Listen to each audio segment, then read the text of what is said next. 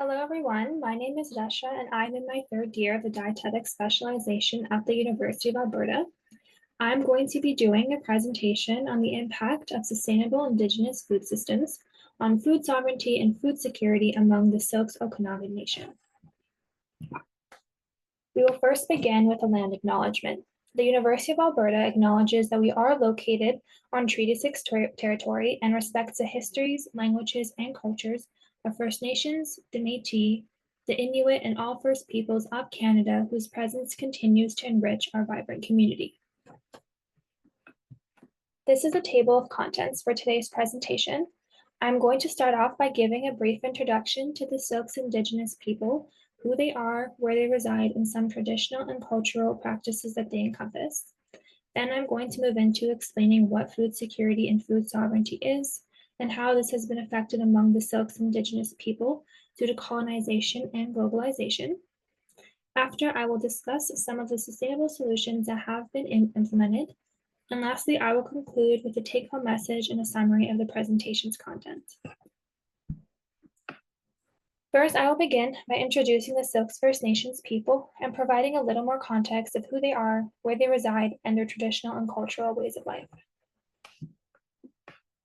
The Syilx people of the Okanagan Nation are First Nations Indigenous people whose traditional territory spans the Canada-US boundary in Washington State and British Columbia. They live in the Okanagan region of British Columbia, Canada. The Syilx First Nations people traditional diet includes, but is not limited to, bear, bitterroot, Saskatoon berry, and sockeye salmon. The sockeye salmon constitutes about 90% of their diet and is a foundational aspect of their traditional knowledge systems. The Columbia River system is vital for the survival of the Okanagan sockeye salmon, which is a species that is born in fresh water, migrates to the ocean, and returns to the fresh water to spawn.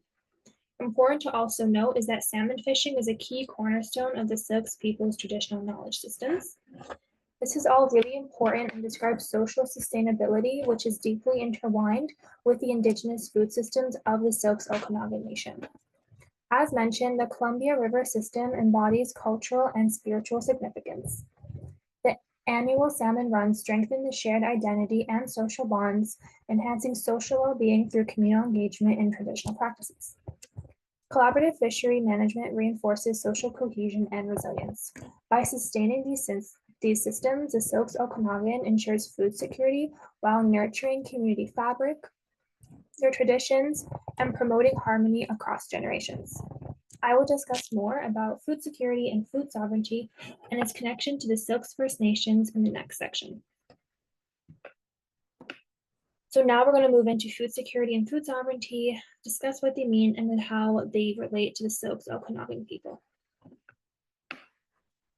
So food security is when all people at all times have physical, social, and economic access to sufficient, safe, and nutritious food that meet their dietary needs and food preferences for an active and healthy life.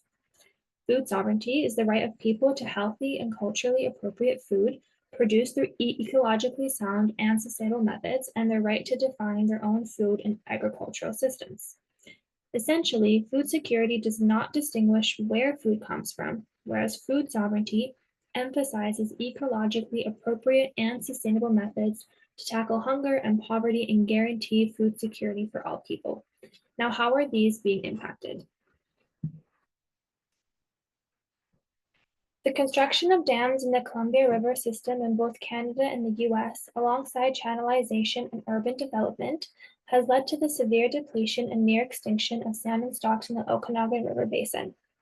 The impacts of colonization and globalization have already affected fishing practices over the past 2 to 3 generations, potentially impairing the transmission of this knowledge to future generations. The loss of salmon impacts more than just nutrition. It is really integral to food sovereignty, cultural identity, and daily traditions for the Okanagan Nation. Historically, as mentioned previously, salmon constituted 90% of their diet, so its depletion signifies not just a nutritional deficit, but also a severe constraint on their traditional ways of life. This erosion of fish stocks threatens the invaluable traditional knowledge systems, which leaves a void in the community's heritage and their connection to their land.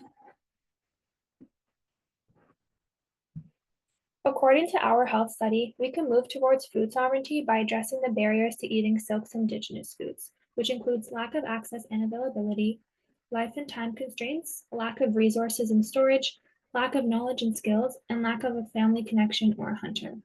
When these are carefully and considerably addressed, we can work towards achieving more food sovereignty within this population. So what are some sustainable solutions that have been put in place and what is currently being done? The ORRI, or the Okanagan River Restoration Initiative, was established in 2008 as a way to restore waterways by returning sections of channelized river back to more natural, complex, and diverse conditions.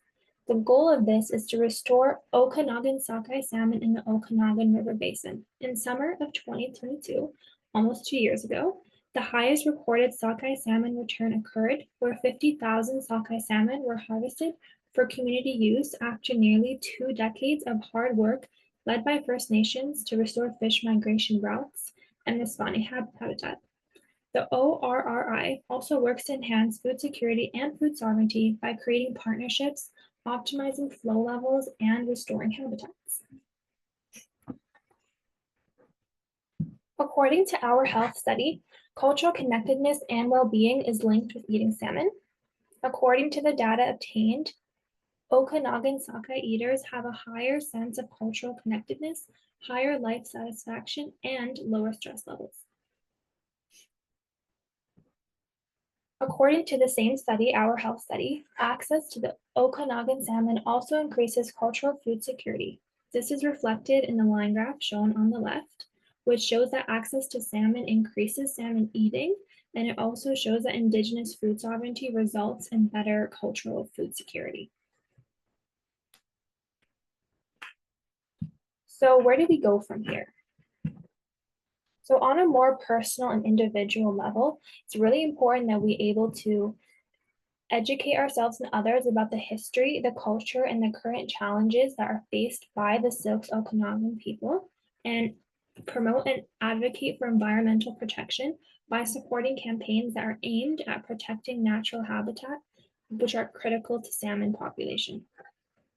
On a more large scale or governmental level, it's important that we implement laws that protect salmon habitats and the waterways, such as the dams that have been put in place restricting salmon spawning, as well as supporting educational programs that teach about the cultural significance of salmon to the Syilx Okanagan people and highlighting traditional ecological knowledge and practices similar to the ones highlighted in this presentation.